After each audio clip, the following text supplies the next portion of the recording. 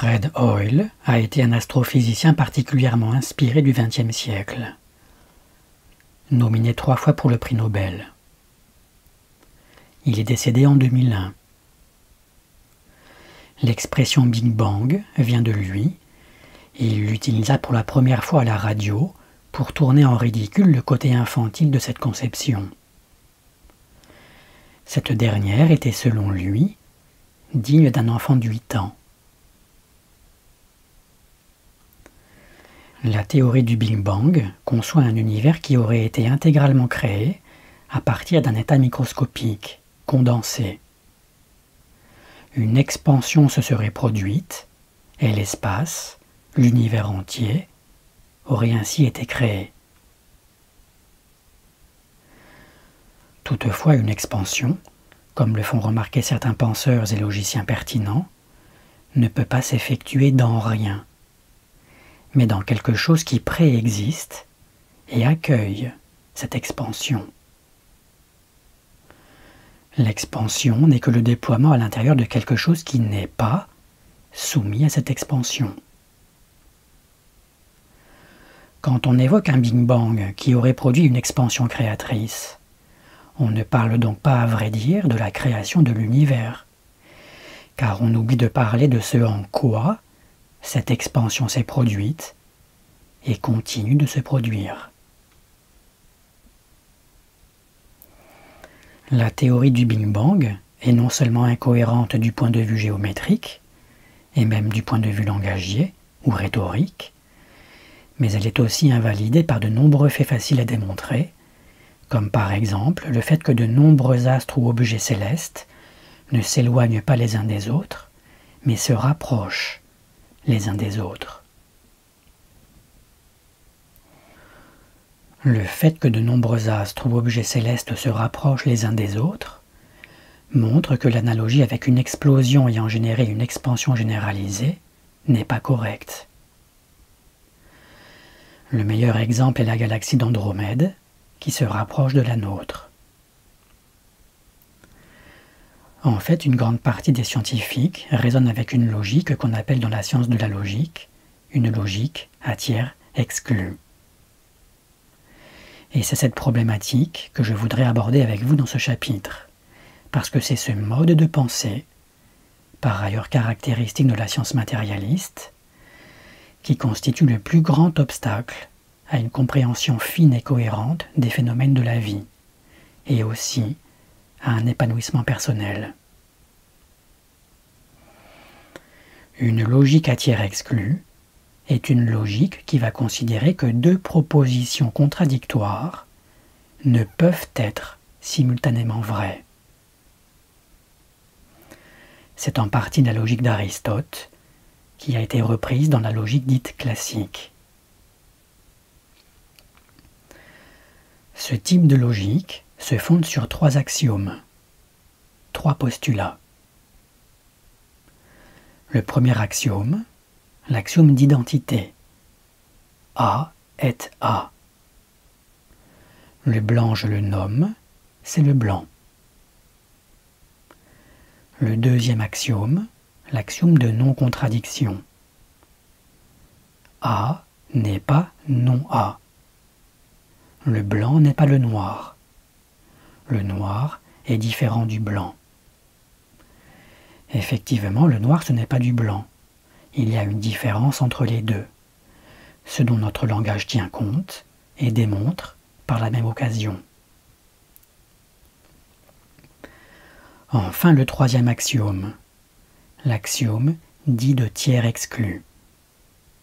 C'est lui qui pose problème et qui nous empêche de comprendre avec finesse et exactitude la dynamique du vivant.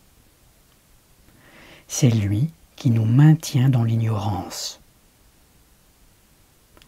Cet axiome prétend et impose que il n'existe pas un troisième terme T qui serait à la fois A et non A.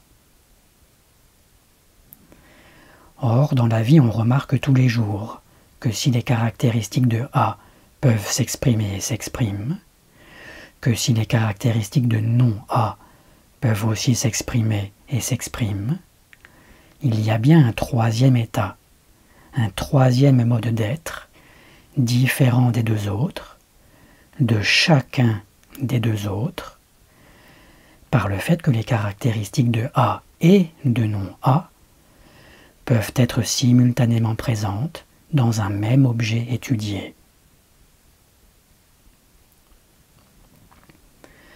Donc lorsqu'on analyse plus finement ce qui découle de l'existence de la dualité, eh bien il y a au minimum 3 états distincts, 3 modes d'être à considérer, et non pas seulement 2. Il y a ce qui manifeste les caractéristiques de A. Il y a ce qui manifeste les caractéristiques, différentes et contradictoires, de non-A. Et il y a ce qui manifeste les caractéristiques, à la fois, de A et de non-A.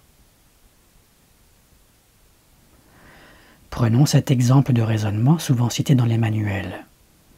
Socrate est un homme. Un homme est mortel. Donc, Socrate est mortel. Selon un raisonnement à tiers exclu, affirmer l'immortalité de Socrate constituerait une affirmation fausse, car tous les hommes sont mortels. On ne pourrait pas être à la fois mortel et immortel. Chacune des deux qualités ne pourrait coexister sous prétexte qu'elles seraient contradictoires et s'excluraient l'une l'autre. L'une des qualités rendrait l'autre impossible, en quelque sorte. Un mode de raisonnement à tiers exclu, c'est ça. Je voudrais insister sur le fait que c'est ce mode de pensée, caractéristique du matérialisme, qui est responsable de la plupart de nos erreurs et de nos errances. C'est ce mode de pensée qui est le plus grand frein à une connaissance fine des phénomènes de la vie, ainsi qu'à notre propre épanouissement. C'est ce mode de raisonnement qui fait s'intéresser certains scientifiques uniquement à l'expansion de l'univers, sans se rendre compte que la contraction a en fait autant droit de citer, et que nécessairement, puisque l'expansion et la contraction se définissent l'une par rapport à l'autre, aucune des deux n'est dans l'univers plus présente que l'autre. Une logique à tiers inclus, cette fois, explique comment chaque terme d'une contradiction non seulement perdure dans sa propre identité et sa différence, mais en même temps est perpétuellement en relation avec son contraire. Autrement dit, comment tout terme d'une contradiction implique nécessairement la présence éternelle de son contraire.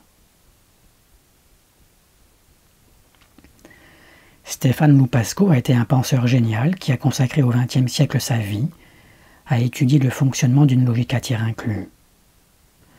Une logique qui permet de comprendre comment une dynamique ou un phénomène en particulier implique nécessairement pour perdurer l'action et même la participation de son contraire. Une logique qui comprend comment peuvent être simultanément vraies deux propositions pourtant parfaitement contradictoires. Si je passe un peu de temps à vous parler de cette logique, c'est parce qu'elle a permis à certains qui se sont penchés sur elle de comprendre d'une manière précise la nature de chacun des 3 aspects structurels fondamentaux de l'être humain: le corps, l'âme et l'esprit. En effet, l'état A est caractéristique du corps. Chez Stéphane Loupasco, cet état est appelé l'état physique de la matière. On l'a aussi appelé état macrophysique. L'état non A, le contraire de A, est caractéristique de l'âme. On parle à ce sujet d'état microphysique de la matière, ou chez Loupasco, d'état biologique. Enfin, l'état T, le tiers inclus, manifeste à la fois les caractéristiques de A et de non-A. Il est caractéristique de l'esprit. On parle à son sujet d'état subquantique et parfois d'état psychique de la matière. Notre esprit change, évolue, se transmute, donc il meurt. En même temps, il est vivant, donc il ne meurt pas.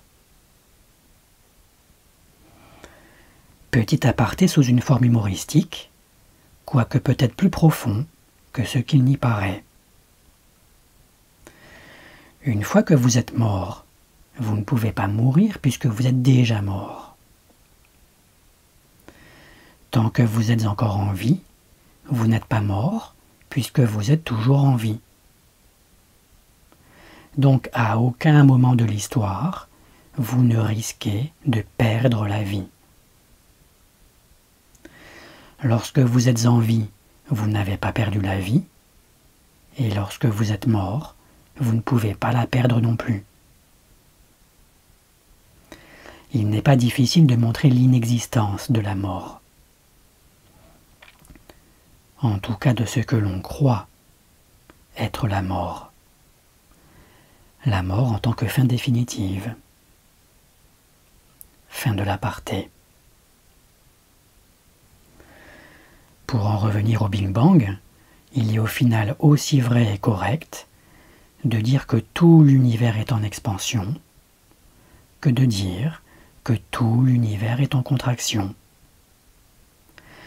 De la même manière qu'à propos d'un homme mortel, on peut dire avec justesse de lui qu'il est non seulement aussi immortel, mais aussi, nécessairement aussi, immortel.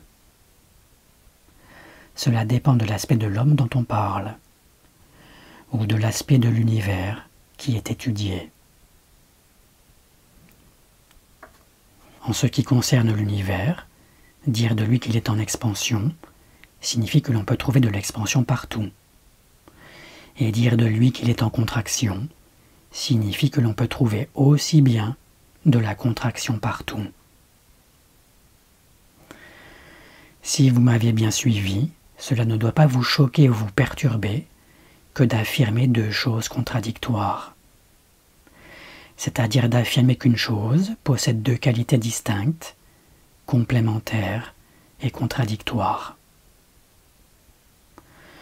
Non seulement l'expansion aussi bien que la contraction existe et se manifeste, mais comme dans toute paire de contradictions ou de dualités rhétoriques, l'une ne peut pas exister sans l'autre.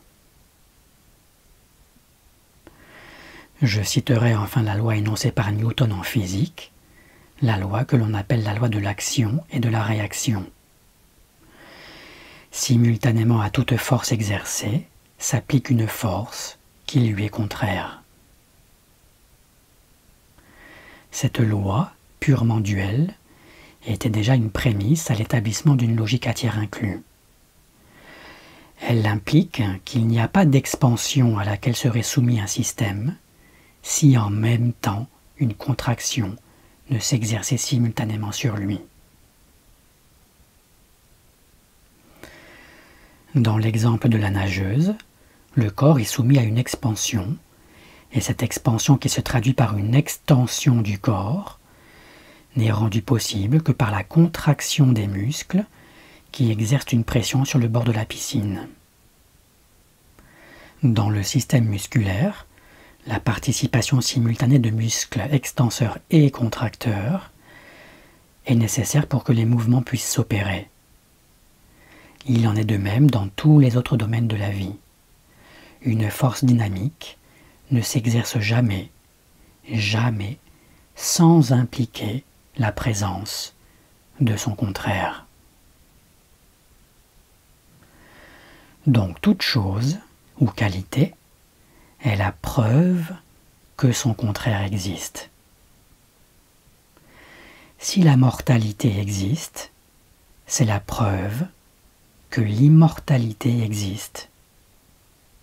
Eh oui, parce que si l'immortalité n'existait pas déjà, on ne pourrait pas décrire ce qu'est la mortalité. Donc c'est parce que l'immortalité existe que l'on peut parler de la mortalité, puisqu'elles se définissent l'une par rapport à l'autre. Je vous laisse méditer sur ça.